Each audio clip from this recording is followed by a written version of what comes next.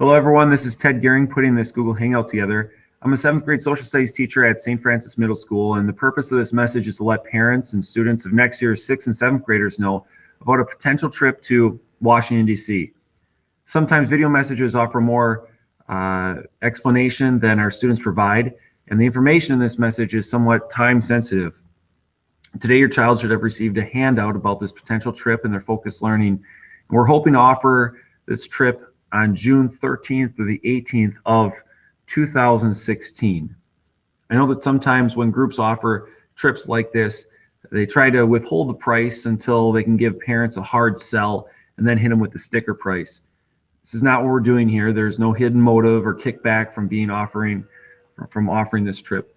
I'm simply a parent and educator that places a value on students learning through hands-on experiences, and I feel that this would be a great opportunity for kids who don't get out of our district or state to see our nation's capital.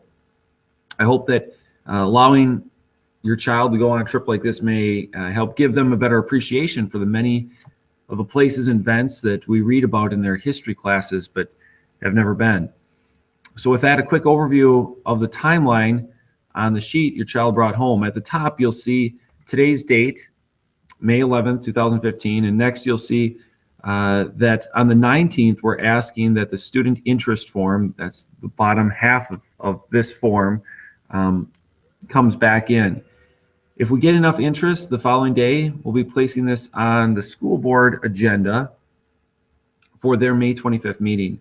And if the school board approves the trip at the May 25th meeting, we'll be holding a meeting on May 28th in room 135 at the middle school for all parents and students that would like to find out more about the summer fundraising opportunities, payment options, and general question and answers with the Education First, which we'll be working through for this trip. The reason for the rush at the end of the school year is that we know that parents need a plan or need to plan in advance for trips like this. And Education First allows parents to sign up for an automatic payment plan option where they can spread the cost of the trip over the 11 months, making it a lot more affordable for most families. If you sign up for the trip in June, the cost per month would be around $165 per month, and you'd have the opportunity to have your child fundraise or do work around the house for the summer to help earn their trip. If you're a payment plan person like me and you want to wait until September, you'd be spreading the cost over fewer months, and the monthly payment would go up to around $250 per month.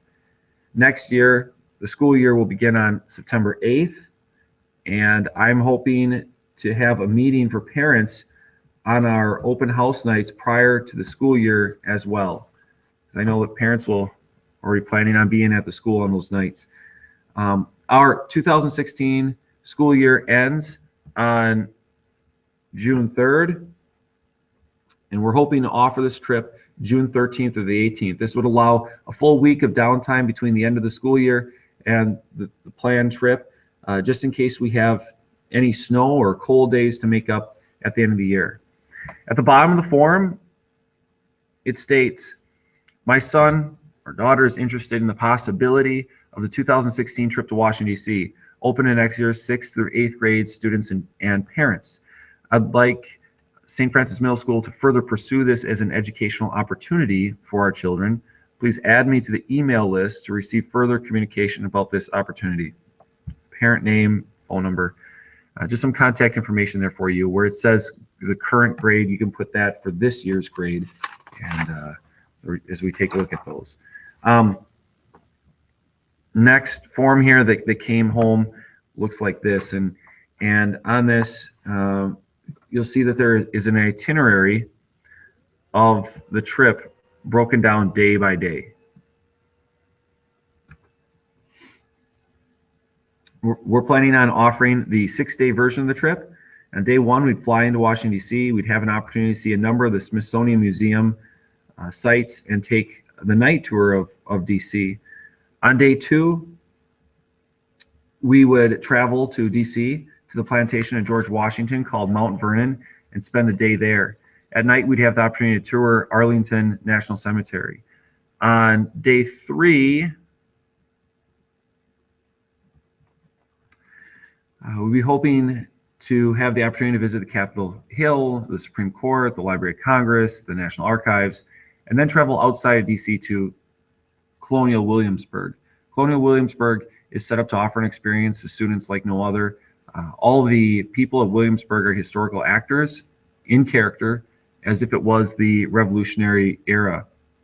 On day 4, we'd finish our day in Williamsburg and then travel to Jamestown, which was the first permanent English settlement in North America.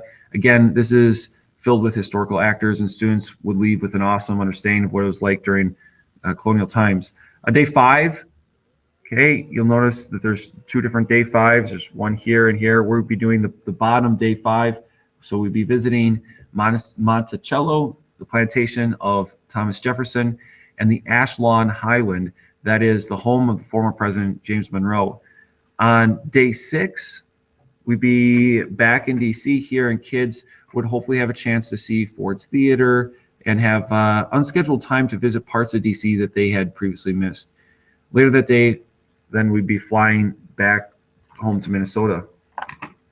On the bottom of the page, you'll see that everything included that is covered in the cost.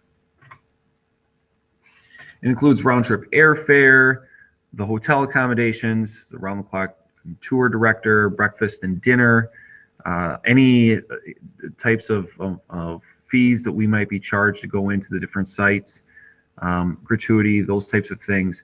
And another thing that's pretty cool about this group is they do have an overnight security guard that's there that makes sure that kids stay in their rooms and aren't ducking between rooms, so they actually get a good night's sleep, because the days are pretty action-packed there.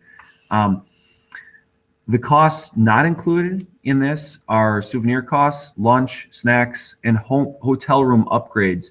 4 students of the same sex share a given hotel room each night. And as a parent, if you choose to attend, the cost would include a shared hotel room with an adult of the same sex. However, you can pay extra to have a single room or fewer students in a given room. And we can go over that at the meetings that would come up. Again, the reason for this email is to let parents know about this unique opportunity that we'd like to offer kids, and to allow parents the possibility of being added to the communication loop as soon as possible so they can take advantage of possible fundraising and payment plan options. I'm going to flip back here to where we first started so we can see the cost here per student, cost per adult. I hope that the video message has offered a little more information and explanation than our kids often bring home with them. And if you'd like to contact me for any reason, feel free to email me at TED, that's TED, Gehring, GEHRING, at ISD15.org. Thank you very much. Have a great day.